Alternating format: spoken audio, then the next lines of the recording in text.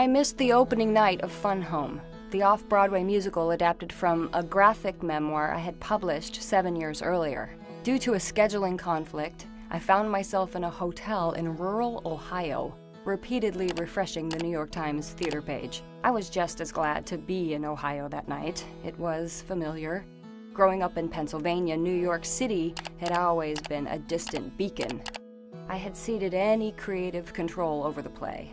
When I saw a preview 2 weeks earlier, I'd been stunned by how good it was. Where is your barrette? Put it back in. Keeps the hair out of your eyes. So would her crew cut. But then how could I have any critical objectivity whatsoever about a musical based on my own real life and family? My memoir had been an intricate, non-linear account of my closeted gay father's suicide and my own coming out as a lesbian. I couldn't imagine anyone breaking into song. But then I learned that musicals are always about life and death situations.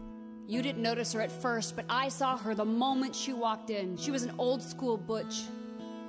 Someone just came in the door, like no one I ever saw before.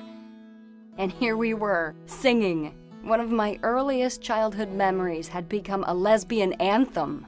My excruciatingly awkward first sexual experience was turned into an exuberant showstopper. Am I falling into nothingness, or flying into something so sublime? I don't know, but I'm changing my major to Joan.